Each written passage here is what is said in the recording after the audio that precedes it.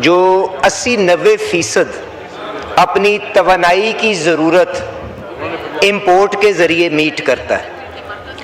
तो हमने जो खित्ते की सूरत हाल है, जो शायद एक हमसाया मुल्क से जो शुरू हुई और आज उसने पूरे खित्ते को जो अपनी आग में लपेटा हुआ है, और उसके असरात किस तरह से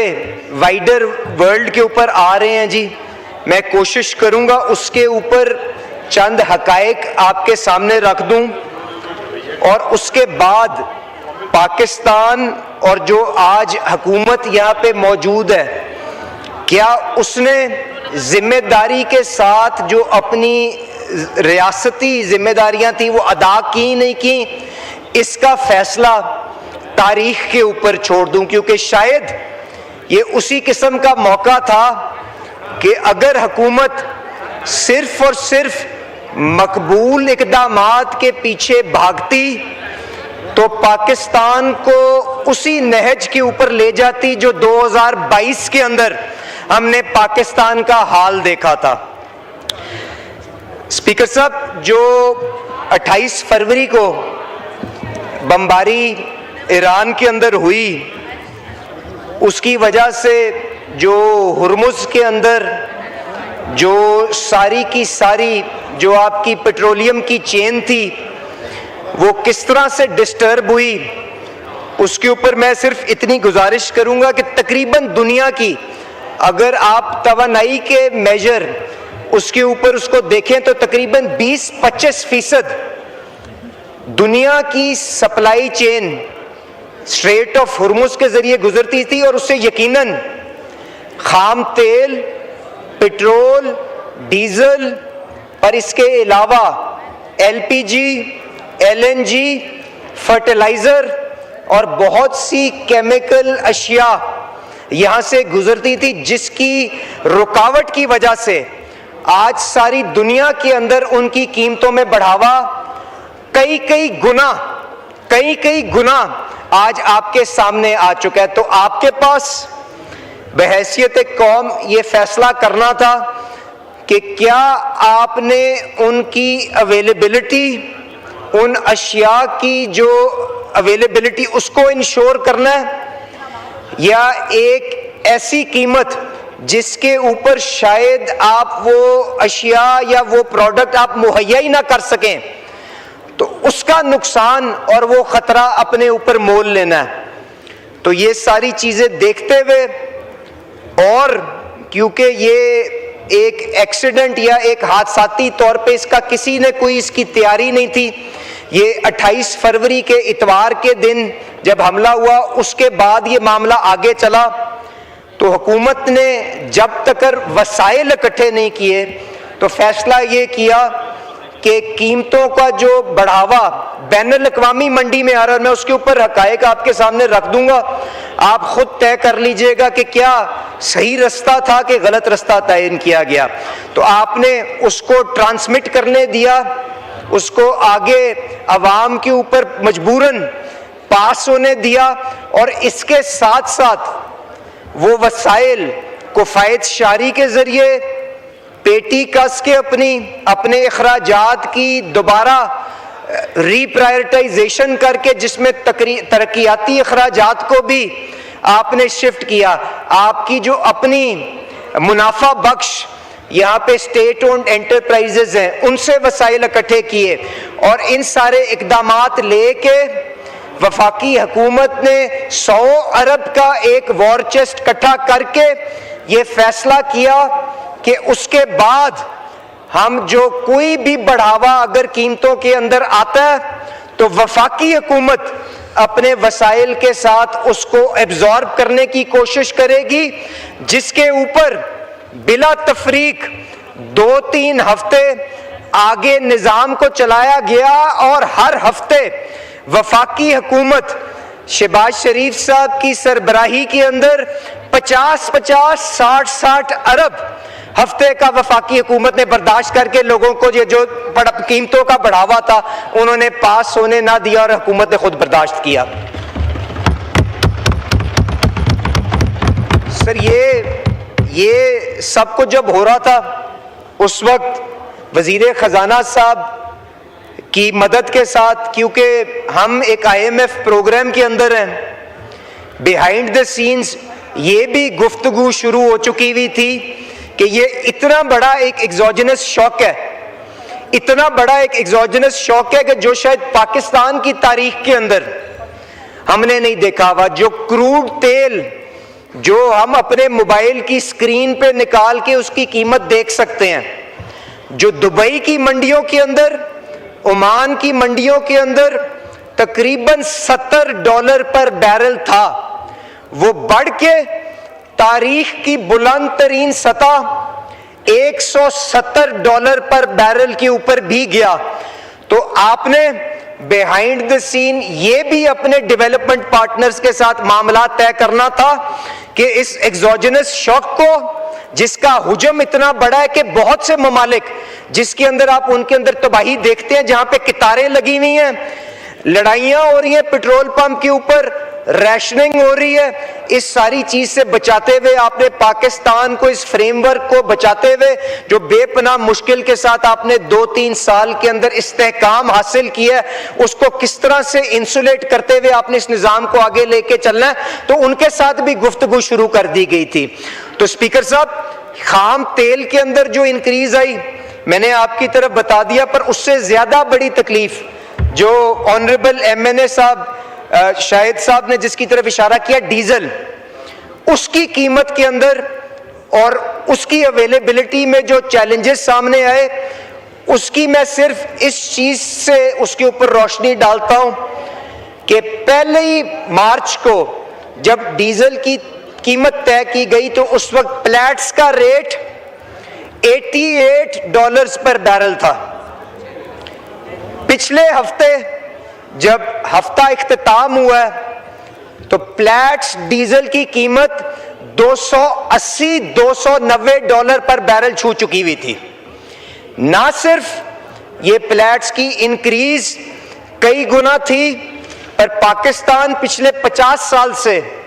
अपना जो तेल, जो डीजल इंपोर्ट करता है, वो कुवैत पेट्रोलियम का एक 50 साल का मुआहदा है, उसके साथ उनसे मंगवाता है। तो तकरीबन $5-5.5 उसके ऊपर प्रीमियम था, $1-1.5 का उसके ऊपर किराया था और चंद डॉलरों का उसके ऊपर इंश्योरेंस की कॉस्ट थी। तो जब हुर्मुस की बंदिश आई तो वो सारे की सारी सप्लाई एक दिन के अंदर खत्म हो गई। तो उसके लिए मुतबादिल इंतजाम क्या किया गया, मैं उसके ऊपर भी आ जाऊंगा, और क्या मुशावरत का सिलसिला और किस तरह से जो प्राइम मिनिस्टर साहब ने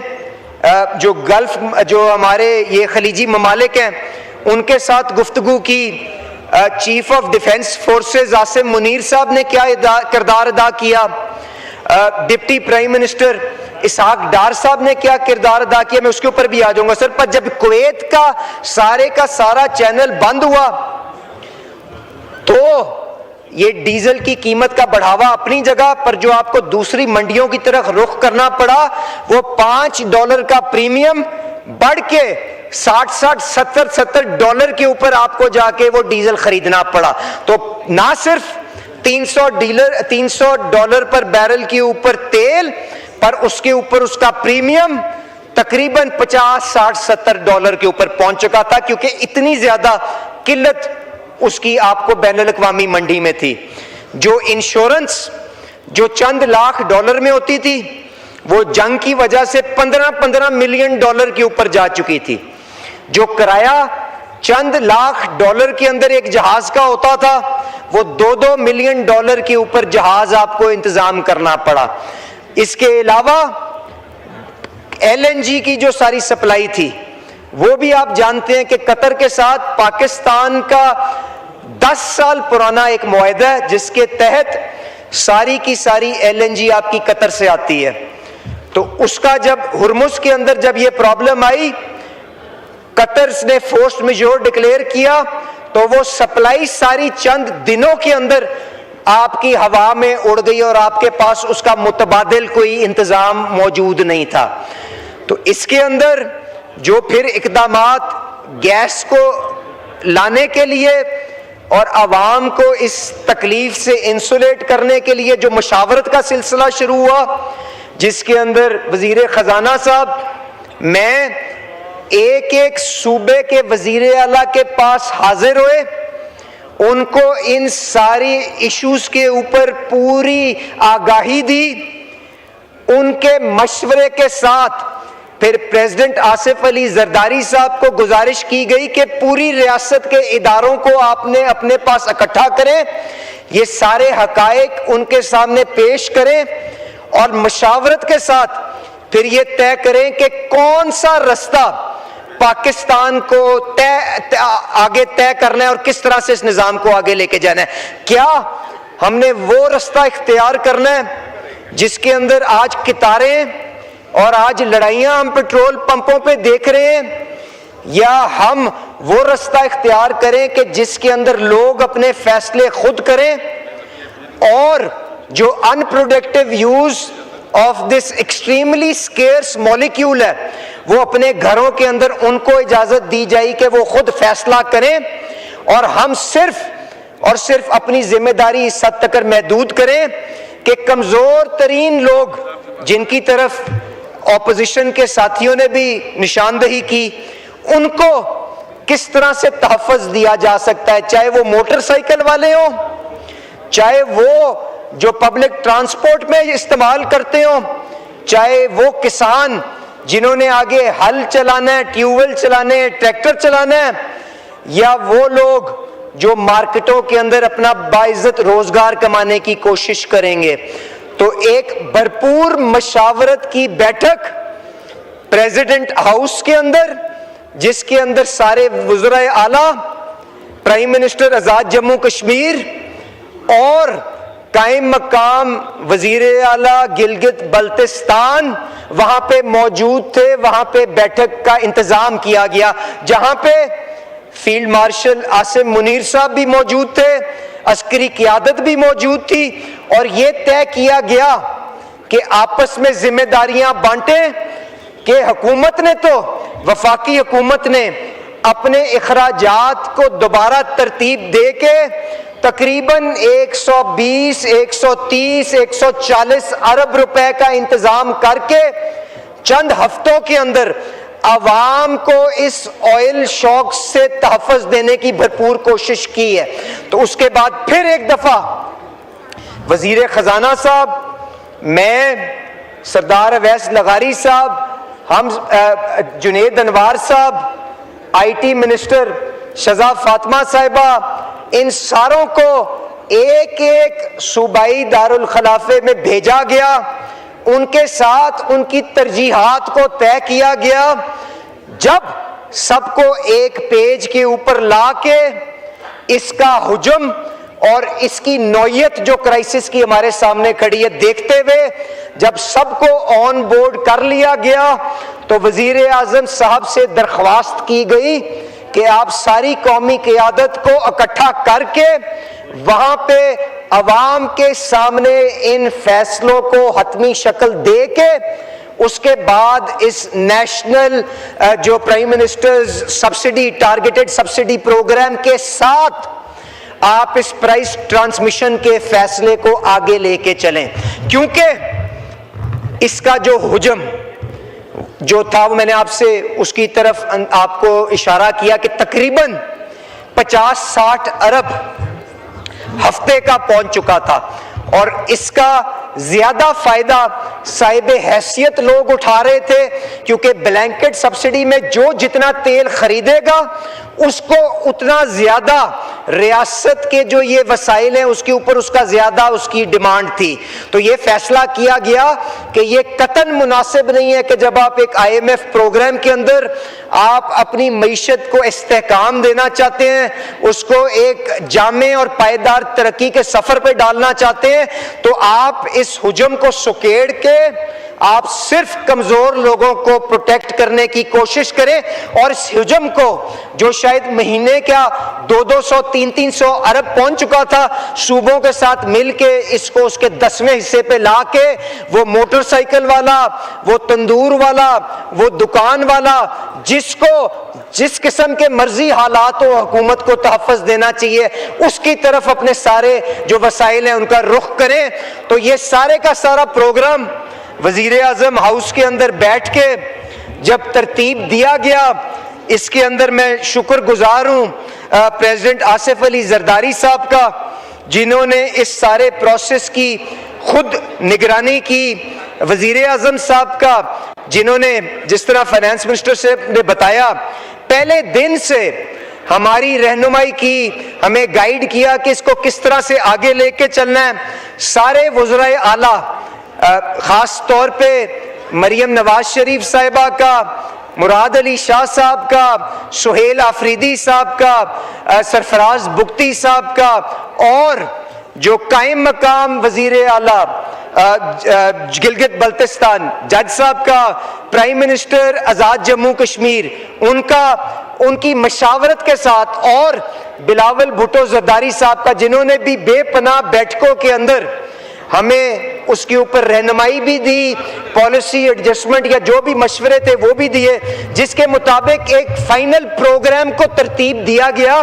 और ये तय किया गया कि शायद बैनुल अक़वामी मंडी की जो कीमत है उसको ट्रांसफर किया जाए, और इसके साथ साथ टारगेटेड सब्सिडी प्रोग्राम का सूबों की मशावरत के साथ प्रोग्राम को फौरी तौर पे रोल आउट किया जाए, जिसको आपने देखा कि वजीर खजाना साहब और मैंने जब रात को बैठ के जब कीमतों के बढ़ावे को अनाउंस किया, इसके साथ साथ सब्सिडी प्रोग्राम का भी अनाउंस किया।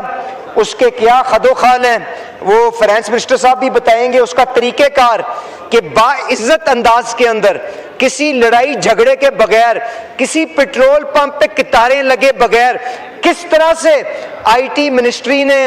उनके घरों के अंदर उनके ई वॉलेट्स के जरिए इनको ये पैसे मुहैया करने का बाइज्जत इंतजाम किया गया।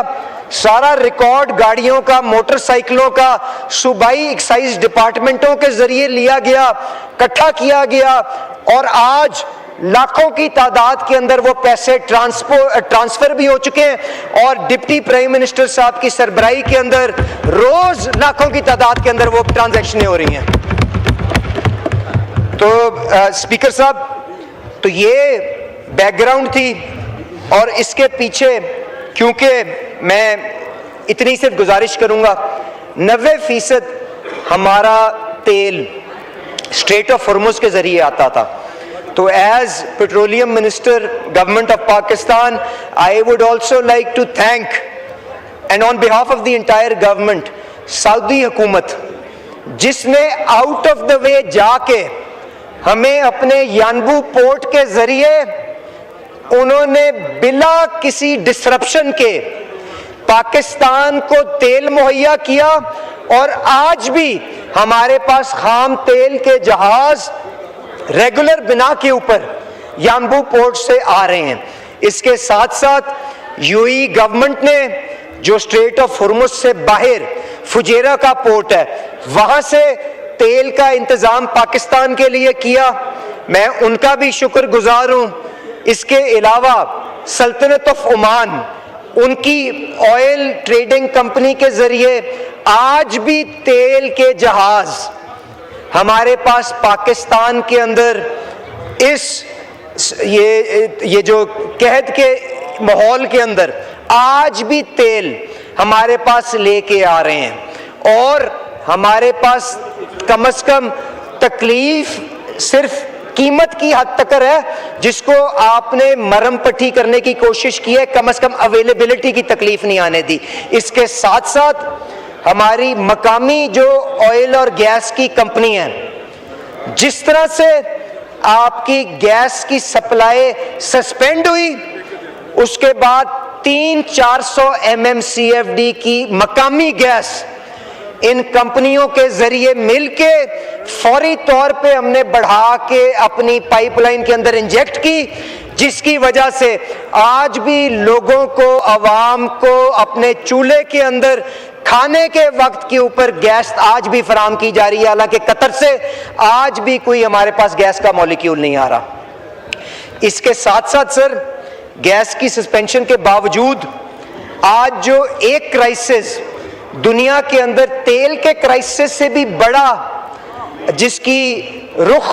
और जिसका हुजूम हो चुका है, वो खाद का क्राइसिस है। तो वजीर आजम साहब ने फूड सिक्योरिटी को देखते हुए गैस की सप्लाई के बावजूद भी ये हिदायत की कि खाद की फराहमी के अंदर किसी किस्म की कोई तकलीफ नहीं आनी चाहिए। ना साहब खाद का जरा तुसी जोर लाया, मैं वो गल सुना रहे हैं जी है ते अच्छा चलो। और राणा साहब ने जी राणा साहब से जो इन्होंने खाद की आवाज उठाई कि जी हमारे किसान भाइयों को हमारे हमसाये मुमालिक के अंदर जो तकलीफ है कि आज खाद की बोरी 3-3 गुना महंगी हो गई है, 15,000 रुपए की हो गई है, ये तकलीफ नहीं आनी चाहिए। तो वजीर आजम साहब ने कहा जिस तरह मर्जी जो मर्जी हो, आपकी जो 10 खाद की फैक्ट्रियां पाकिस्तान के अंदर मौजूद हैं वो उनको गैस की फराहमी यकीनी बनाएं और उनसे ये लिखवाएं कि खाद की कीमत 4,500 रुपए बोरी से ज्यादा 1 रुपए भी नहीं होगी, और उसके ऊपर आज भी खाद पाकिस्तान में दस्तयाब है। इसके अलावा सर मैं हुकूमत ईरान का भी शुक्रगुजार हूं। जब से ये तनाज़ा हुआ, हमारे 2 जहाज खाम तेल के वो हुर्मुज़ के अंदर फंसे हुए थे। ईरानी हुकूमत ने सारे तहफ़्फ़ुज़ात और सारे अपने गिलों को एक तरफ करके पाकिस्तान के साथ, और पाकिस्तान ने जो किरदार अदा किया इस जंग बंदी के अंदर, जो सिंसियर एफर्ट की, उसको देखते हुए जो ईरानी हुकूमत ने हमें सेफ पैसेज देते हुए जो जहाज कराची और पालकी जो हुर्मुज़ के अंदर कई दिन फंसा रहा, उसको बाहर निकलने की इजाजत दी, मैं उनका भी शुक्रगुजार हूं। और इसके साथ साथ जो जुनेद अनवार साहब ने जो पीएनएससी के लिए और तेल की फराहमी को यकीनी बनाने के लिए जो सारे का सारा पीएनएससी का बेड़ा पीएसओ के लिए और रिफाइनरियों के लिए दस्तयाब किया, जिसकी वजह से आज भी पेट्रोल पंपों के अंदर ईंधन दस्तयाब है, रिफाइनरियां पूरी तरह से चल रही हैं, मैं इनका भी शुक्रगुजार हूं। वजीर आजम साहब ने, स्पीकर साहब, इस चीज को भी देखते हुए कि हमने खारजा महाज पे कोशिशें करके, फील्ड मार्शल साहब ने काविशें करके हमने मुतबादिल अपने ज़राए तो अरेंज कर लिए हैं, पर अगर खुदा ना खास्ता वहाँ पे भी कोई डिस्टर्बेंस आती है तो शज़ा फातिमा साहिबा की जिम्मेदारी लगाई कि ना सिर्फ ये बाइज्जत सब्सिडी का, टारगेटेड सब्सिडी का इंतज़ाम किया जाए, पर खुदा ना खास्ता अगर राशनिंग की तरफ जाना पड़े कि सप्लाई के अंदर कोई डिस्ट्रप्शन आए, तो जो काम श्रीलंका की हुकूमत ने महीनों के अंदर, जब 2022 में उनकी डिफॉल्ट हुई थी, हफ्तों में करके पेट्रोल पंपों को एनेबल किया, जो खुदा ना खास्ता अगर हमें उस तरफ जाना पड़ा तो जिसके लिए पूरी तरह से वहां पे इक्विप्ड है, तो मैं इनका भी शुक्रिया अदा करता हूं जी। सर आखिर में अब गुजारिश ये है कि ये सारा कुछ करके आपने दस्तयाबी को तो यकीनी बना ली है, और इंशाअल्लाह ताला उसके अंदर, क्योंकि फाइनेंस मिनिस्टर साहब सरदार अवैस लगारी साहब, जुनेद अनवार साहब, और इसकी एक इंटर मिनिस्टीरियल कमेटी बनाई हुई है जिसके अंदर हम रोज़मर्रा की बिना के ऊपर 2 बजे देख रहे हैं, तो हर काम जो रियासत पाकिस्तान के मफाद के अंदर होगा, अवेलेबिलिटी के लिए, प्राइस के लिहाज से, आवाम को कुशन करने के लिए वहाँ पे डेली बेसिस के ऊपर करेंगे, ताकि जो मनाजिर हिंदुस्तान के अंदर, बांग्लादेश के अंदर, श्रीलंका के अंदर, फिलीपींस के अंदर या बाकी जो ममालिक के अंदर नज़र आ रहे हैं वहाँ पे नज़र ना आए, और जो कमज़ोर तबकात हैं उनके लिए मैं शुक्रगुजार हूँ, सूबाई हुकूमतों ने मिल के मोटरसाइकिल वाली जो हमारी जो सारी आबादी है उनके लिए एक्साइज का रिकॉर्ड लेते हुए 100 रुपए लीटर, 100 रुपए लीटर, 1 लीटर रोज का 20 दिन अगर उनको अपने रोजगार के लिए दफ्तर जाना पड़ता है, वापस आना पड़ता है, 50 किलोमीटर अगर उनको सफर करना पड़ता है, तो तकरीबन 20 किलोमीटर के ऊपर 100 रुपए लीटर के हिसाब से 2000 रुपए 3 महीने के लिए बाइज्जत अंदाज के अंदर ये आईटी की टीम की मशावरत के साथ, सूबाई एक्साइज डिपार्टमेंटों की मदद के साथ ये पैसे उनके अकाउंटों में फराहम करने का सिलसिला शुरू हो चुका हुआ है। सर, 2 पहियों वाले मोटरसाइकिल ही हैं सर, 2 पहियों वाले मोटरसाइकिल ही होते हैं सर। अच्छा सर, उसके अलावा सर जी जरूर देते हैं सर, वो बिल्कुल चलानी चाहिए। आप माशाल्लाह वैसे ही क्रिकेट के ऊपर जोर लगाते हैं, साइकिल का भी करना चाहिए। अच्छा सर, इसके साथ साथ सर इंटरसिटी ट्रैफिक, क्योंकि हमारी बहुत सी आबादी है जो शहर से बाहर बड़े शहरों में आती है, काम करती है, उसके बाद महीने के बाद 2 महीने के बाद वापस जाती है। तो वजीर आजम साहब ने खास तौर पे हिदायत की कि पाकिस्तान रेलवेज जो लोअर ग्रेड के जो खास तौर पे उनके जो मुसाफिर हैं, हनीफ अब्बासी साहब को कहा गया कि उनके किरायों को फ्रीज रखने के लिए आप भरपूर कोशिश करें और जो मदद पीएसओ और बाकी रियासत के इदारों से आपको चाहिए आपको फराहम की जाएगी। तो मुझे खुशी है यहाँ पे ये कहते हुए कि उन्होंने उस चीज़ को भी यकीनी बनाते हुए जो आपके लोअर ग्रेड के जो आपके मुसाफिर हैं उनके लिए किरायों को भी फ्रीज किया गया और ये सहूलत आज तक उनको मुहैया की जा रही है जी। इसके साथ साथ सर जो पब्लिक सर्विस बसेज हैं उनकी भी तकलीफ को कम करने के लिए जो इंटरसिटी ट्रैफिक है वो आईटी मिनिस्ट्री ने सारा एक्साइज का रिकॉर्ड लेके 1 लाख रुपए महीना उन बसों के मालिकान को ट्रांसफर करना शुरू कर दिया। इसके साथ साथ सूबाई हुकूमतों को कहा गया है कि उनके रूट परमिट निकालें, जो बाकी का फर्क है अगर आप डाल सकते हैं हिस्सा उसमें डालें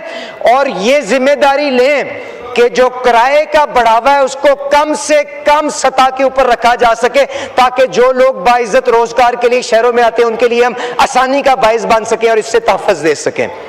इसके साथ साथ सर सूबों ने अपने ताईं ये फैसला किया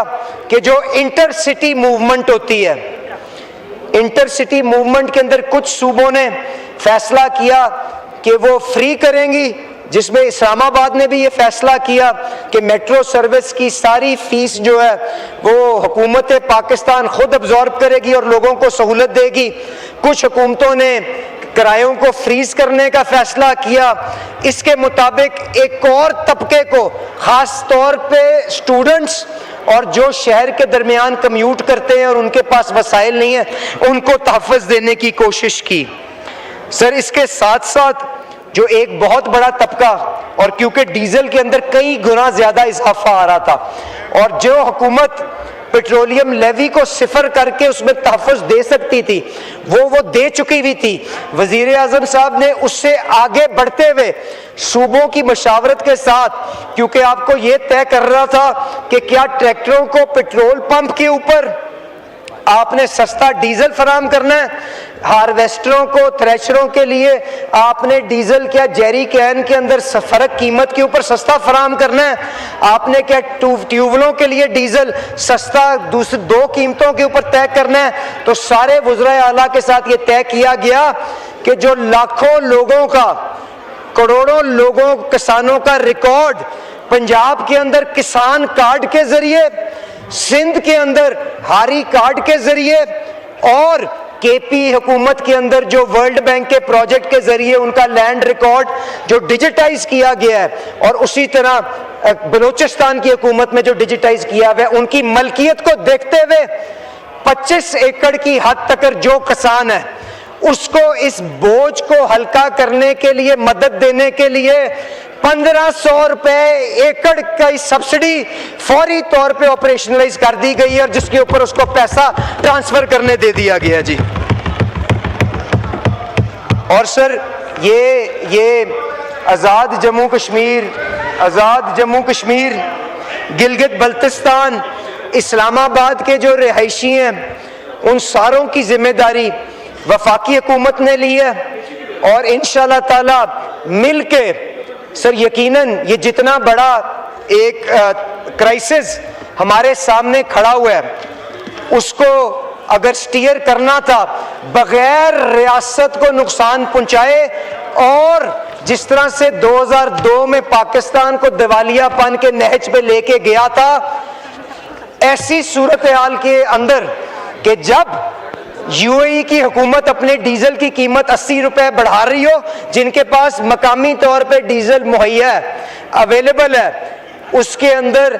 इस रास्ते को किस तरह नेविगेट करके चलाना चाहिए, आगे लेके चलना चाहिए।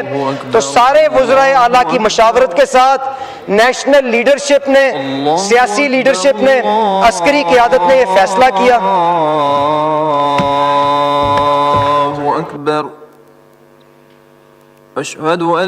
जो ये जो क्राइसिस था और जो इसका हुजम और इससे रियासत को क्या खतरात लाहक थे, उसका तदारक कराने के लिए मैंने चंद गुजारिशात आपके सामने पेश की हैं। और मैं अपनी बात का इस चीज़ पे इख्तिताम कर रहा था कि इन सारे ख़तरात को देखते हुए मैं शुक्रगुजार हूँ सारी इत्तेहादी जमातों का, सारी ऑपोजिशन की जमातों का, ख़ास तौर पे KPK की हुकूमत का, जिन्होंने इस मशावरत के सिलसिले के अंदर ना सिर्फ वफाकी हुकूमत की तारीफ की, पर इसके साथ साथ इस मामले को हल करने के लिए भरपूर अपनी सपोर्ट का भी इजहार किया, और इसके साथ साथ ये कदम भी सबसे पहले लिया कि क्योंकि तवानाई की किल्लत की वजह से कहीं हमें महंगा ईंधन बिजली पैदा करने के लिए फर्नेस ऑयल के प्लांट चला के शाम को ये बोझ आवाम के ऊपर पास ना करना पड़े। तो जो कौमी बैठक के अंदर फैसला हुआ कि सूबाई हुकूमतें आपस में बैठ के मशवरा करेंगी और मार्केटों को जल्दी 8 बजे बंद करने के लिए अमली इकदामात लेंगी, उस पे जो सरफराज बुख्ती साहब ने, सुहेल आफरीदी साहब ने जो पहले इकदाम लिए, उनका शुक्रगुजार भी हूँ और उम्मीद भी रखूँगा कि बाकी सूबाई हुकूमतें भी उनको देखा देखी अपनी कौमी जिम्मेदारी को देखते हुए इसके ऊपर जल्द अज जल्द फैसला करेंगी, ताकि हम महंगे ईंधन की बचत कर सकें और मिलके इस कौमी क्राइसिस से पाकिस्तान को बचा के बाहर निकाल सकें। बहुत बहुत शुक्रिया सर। पाकिस्तान जिंदाबाद जी। गौहर साहब, हम 20 मिनट की ब्रेक कर लें या पहले बात